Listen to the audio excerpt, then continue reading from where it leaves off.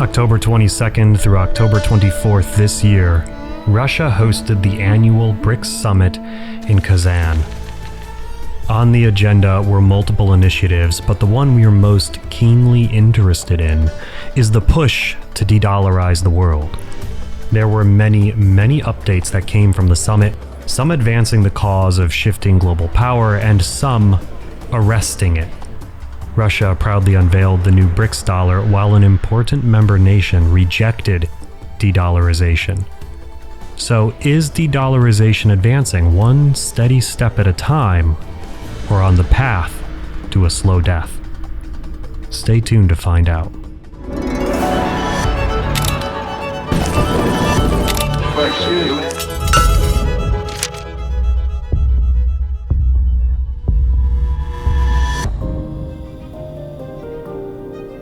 My name is Ozymandias, King of Kings.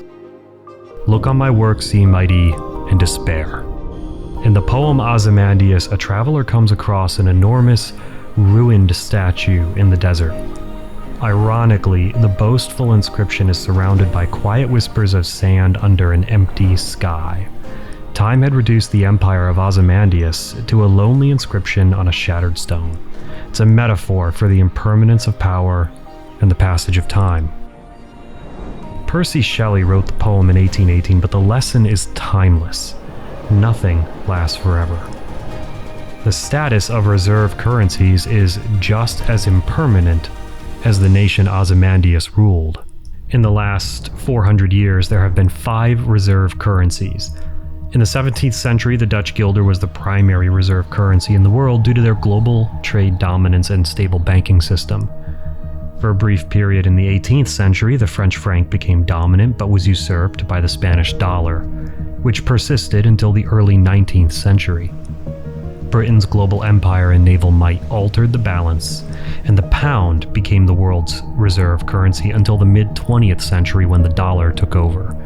The Bretton Woods Agreement is often considered the beginning of the dollar's hegemony in 1945. In the last 400 years, no currency has held its title for more than 120 years.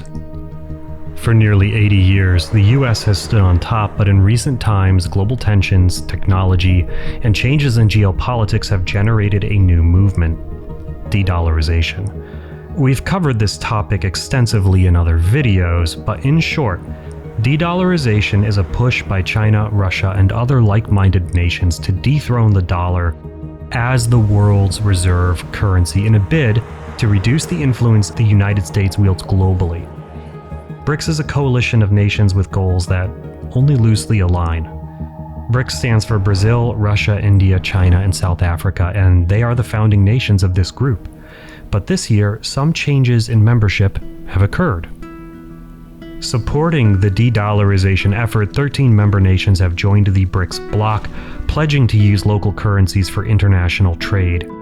For some, this is about reducing the ability of the US to interfere with their sovereignty. For others, it's about strengthening their nation's currency, enriching their countries.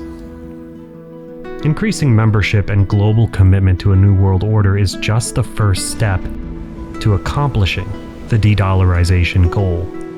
The next is the creation of a new payment system and a new currency. Earlier this year, Russia announced they had been working on a new currency and were nearly complete. The only thing lacking, allegedly, was political will and the agreement of member nations. In Kazan, Putin unveiled the BRICS bill for the first time. Photos circulated on social media of Putin holding the bill at the summit while China's Xi Jinping made an announcement regarding the BRICS pay system. He said, "There is an urgent need to reform the international financial architecture, and BRICS must play a leading role in promoting a new system that better reflects the profound changes in the international economic balance of power."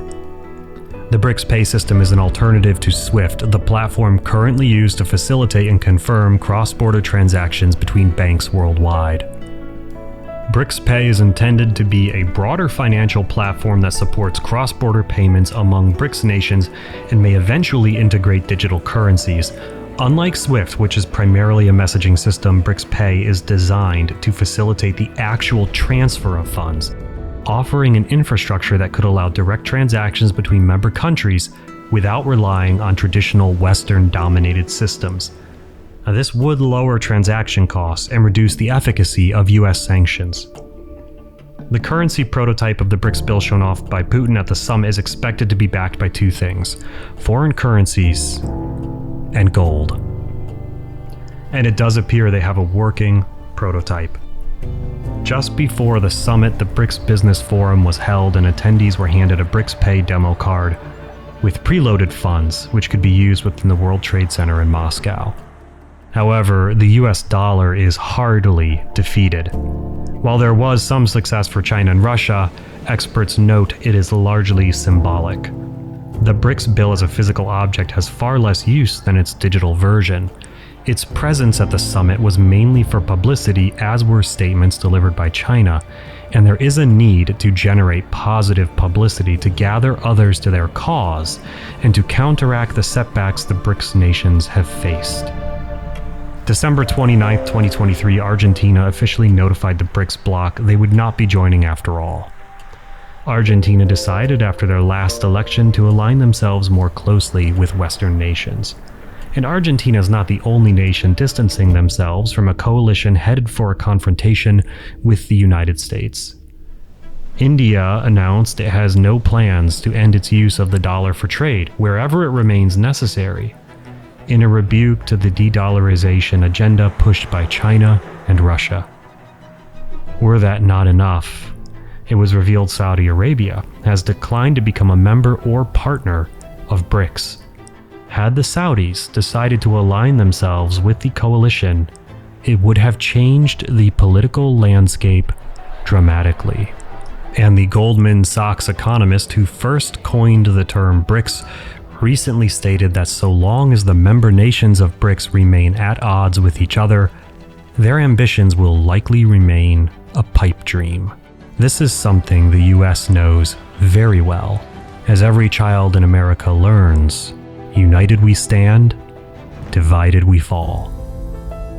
But while it's unlikely the BRICS nations will be able to displace the dollar entirely, all they need to achieve their objectives is create an alternative that fractures the existing systems.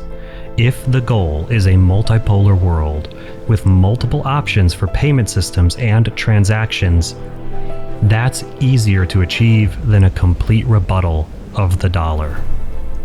As we've mentioned in other videos covering the de-dollarization topic, this is expected to take years to fully play out. If BRICS is successful in launching this new currency partially backed by gold, there are a number of knock-on effects we would expect to see, not least of which is the value of gold rapidly rising. What do you think? Is de-dollarization proceeding as expected? Or are we witnessing the beginning of the end of this particular movement? Let us know in the comments below. And that's all we have for you today. Please remember to like, subscribe, and share with a friend. Thanks for watching, and we'll see you next time.